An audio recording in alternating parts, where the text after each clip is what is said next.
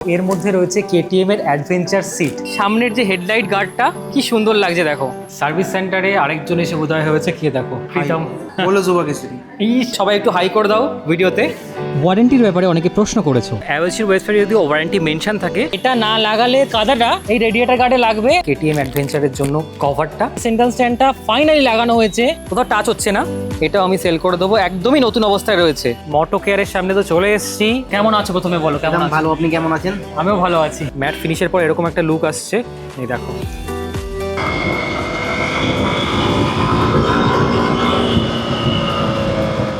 কিটের উপর লাস্ট ভিডিওটা করার 2 থেকে 3 দিনের মধ্যেই আমার কাছে কেটিএম থেকে কল আসে যে তোমার কিট চলে এসছে, বাট মাঝখানে ভোট ছিল, ভোটের রেজাল্ট ছিল, তার জন্য আমি যেতে পারিনি। আজকে ফাইনালি আমার সময় হয়েছে, তাই আজকে আমার চারিজার্ডের যে ফ্রি অ্যাক্সেসরিজ কিট আসে সেটা ইনস্টল করাতে আমি কেটিএম এর শোরুমে যাব। যে শোরুম থেকে আমি ডেলিভারি নিয়েছিলাম, অর্থাৎ কেটিএম বিটি রোডে, বাইকটাকে নিয়ে আজকে যেতে হবে।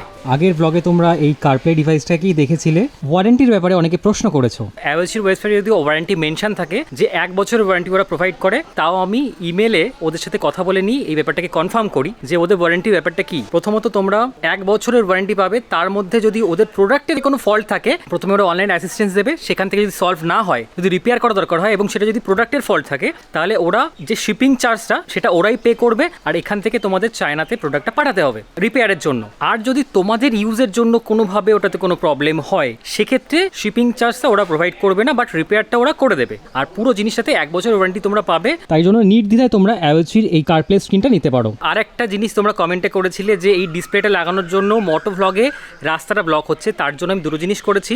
1 নম্বর, এর অ্যাঙ্গেলটা একটু নামিয়েছি যাতে ব্লকটা কম হয়। আর 2 নম্বর, আমার এই হেলমেটের এখানে একটা ছোট্ট এক্সটেন্ডার ইউজ করছি যাতে মোটো ভ্লগের অ্যাঙ্গেলটা একটু উঁচু হয়। ক্যামেরাটাও একটু উপরে এখন মাউন্ট হচ্ছে, তো আশা করছি এর জন্য অ্যাঙ্গেলটা একটু চেঞ্জ হবে, সেটা আজকে টেস্ট করেও দেখবো। তো নমস্কার, আমি প্রিয়ম ব্লগার বউ, সকলকে স্বাগত জানিয়ে শুরু করছি আজকের ব্লগ। যদিও আমি রাস্তা চিনি, তাও আমি কেটিএম বিটি রোডের ম্যাপটা সেট করে নিয়েছি। কার্পেটটাকে টেস্ট করবো আজকে, চলো। কিন্তু অনেকেই বলছিল এটাকে এই জায়গাটা লাগাতে, নিচে হ্যান্ডেল বারে। তো হ্যান্ডেল বারে লাগানোটা আমার ইচ্ছা নেই, কারণ লুকটা নষ্ট হয়ে যাবে। এখানে লাগানোর জন্য এটা তৈরি। এবার অন্য কোনো অ্যাটাচমেন্ট দিয়ে যদি এটাকে আরও সুন্দর করে এখানে ফিক্স করা যায়, সেটা আমি দেখবো।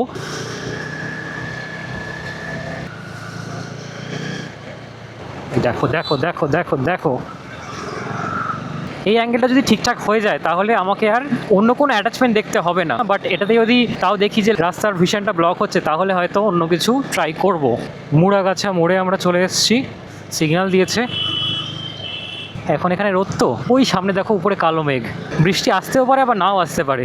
এই দেখো আবার ছায়া চলে আসলো। এখানে স্যাটেলিং করতেই হবে। ফোনটা আমার পকেটে রয়েছে, ফোনের সাথে কারপ্লে ডিভাইসটা কানেক্টেড, আবার ফোনের সাথেই আমার ইন্টারকমটাও কানেক্টেড।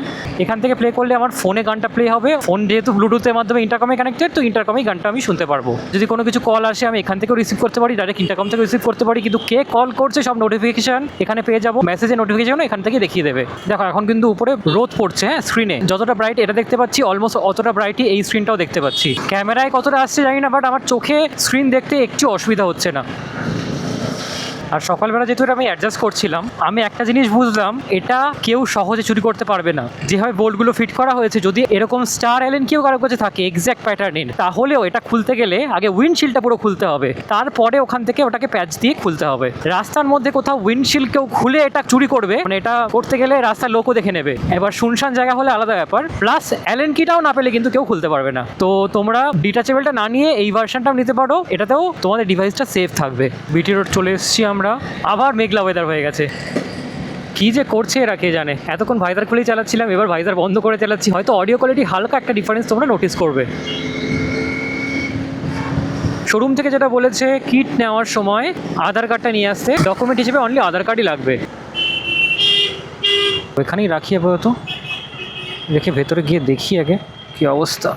বাইকটাকে এখানে পার্ক করে দিয়েছি, আর এই মুহূর্তে শোরুমের মধ্যেই আছি। শোরুমে এসে যেটা জানতে পারলাম, সার্ভিসের ওখানে কোনো ভিডিও করা যাবে না, তো ইনস্টলেশনটা দেখাতে পারবো না। বাট ইনস্টলেশন হওয়ার পর কোথায় কি ইনস্টল হলো, বাকি সব কিট সেগুলো তোমাদেরকে দেখাবো। সার্ভিস সেন্টারে আরেকজন এসে উদয় হয়েছে, কে দেখো, প্রীতম बोलो सुबह केसरी ইস, এটা কিন্তু কেটে দেবো আমি। केटे तो असुविधा नहीं কিন্তু हम तो बोलेगा শাহরুখ খান का फैन है ভুলভাল জিনিস আমি প্রমোট করবো না আমার ভিডিওতে। যাই হোক, জোকস অ্যাপার্ট এইসব কেউ খেও না, আমিও খাই না।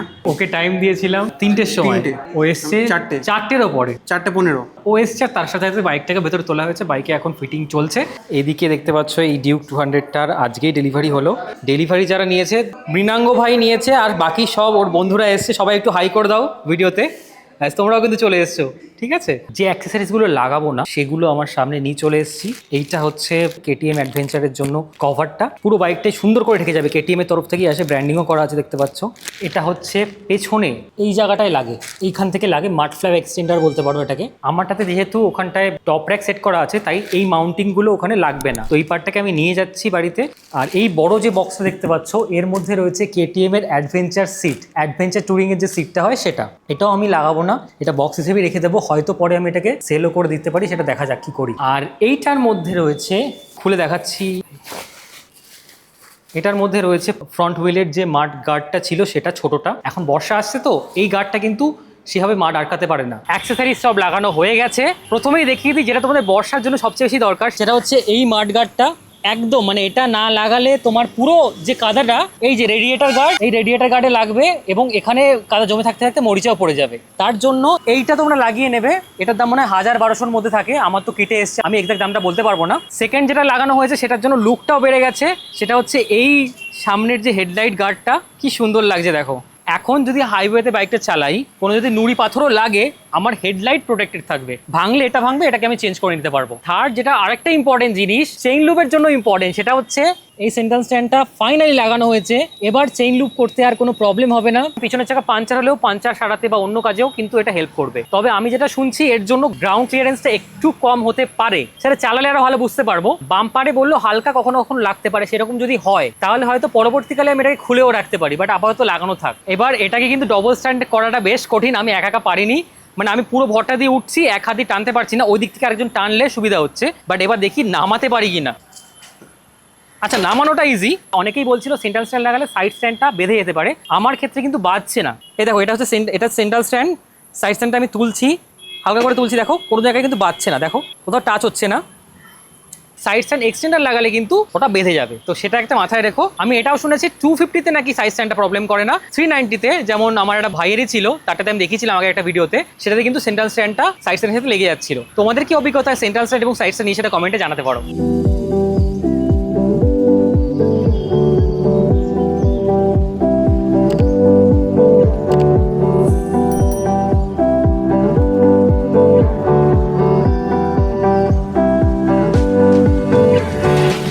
ফাইনালি বাইকে সব কিছু লোড হয়ে গেছে। টুরিং সিটটা নিয়ে চাপে ছিলাম, বাট এটা একদম সুন্দর করে ফিট হয়ে গেছে। এর উপরে পুরোনো মাডগাটা রেখে দিচ্ছি, আর রেইন কভারটা ট্যাঙ্ক ব্যাগে নিয়ে নেবো। রিয়ার মাড ফ্ল্যাপ এক্সটেন্ডারটা এখানে রেখেছি, যেটা এখানটাতে ফিট হতো। ওটাও হয়তো আমি সেল করে দেবো, যদি কেউ ইন্টারেস্টেড থাকো আমাকে জানাতে পারো। ইভেন আরো 2-3টে জিনিস সেল করার আছে। বাইকের এই যে পেছনের পার্টটা পুরো হোয়াইট করা, এটার ব্ল্যাক প্যানেলটাও কিন্তু আমার কাছে রয়েছে। কারোর যদি লাগে আমাকে কন্ট্যাক্ট করো, এটাও আমি সেল করে দেবো। একদমই নতুন অবস্থায় রয়েছে, কারণ আমি শুরুর থেকে এটা চেঞ্জ করে নিয়েছিলাম। এটার একটা অরেঞ্জ কালারের হ্যান্ডগার্ড আমার কাছে ছিল, সেটার এক সাইডে একটু স্ক্র্যাচ পড়েছে। যদি সেটাও তোমরা নিতে চাও, আমি একটু কম দামে ওটাকে সেল করে দেবো।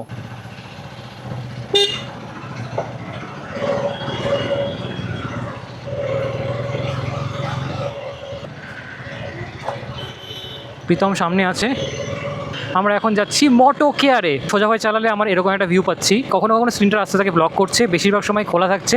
তোমরা এই অ্যাঙ্গেলটা জানিও। আমার ভিশনে কিন্তু কোনো প্রবলেম হচ্ছে না রাস্তার। হ্যাঁ, মোটো কেয়ার।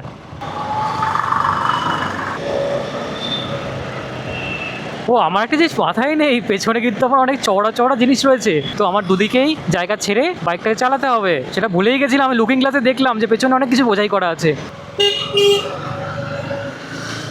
এসে গেছি। এক্সপালস চালিয়ে আবার আমাকে শোরুম যেতে হচ্ছে, কারণ শোরুমে আমার ট্যাঙ্ক ব্যাগটা ফেলে এসেছি। আমার খেয়াল নেই এত কিছু জিনিসপত্র তো। হ্যাঁ, এক্সপালসের আলাদা মজা আছে। এক্সপালসের জন্য আমার কিন্তু মোটো ব্লগিং অ্যাঙ্গেলটা একটু উঁচু আছে, বাট কি করা যাবে, এখন তাড়াহুড়োতে আর চেঞ্জ করা হলো না। চলো চলো চলো। এক্সপালসের হাইটটা কেটিএম অ্যাডভেঞ্চারের থেকে একটু কম।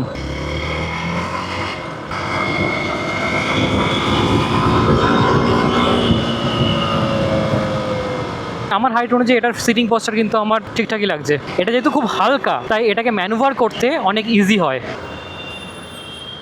হ্যাঁ, ব্রেকিংও নট ব্যাড, নট ব্যাড।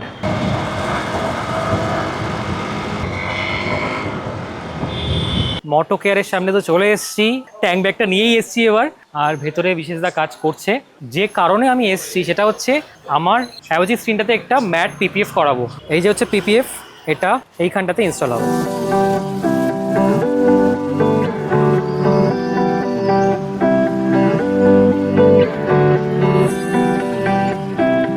এই যে এই লেয়ারটা দেখতে পাচ্ছ, এই লেয়ারটা ছিল, এটা তুলে দিয়েছে। এটা স্ক্রিন প্রোটেক্টরের মতনই ছিল, এটা গ্লসি ছিল।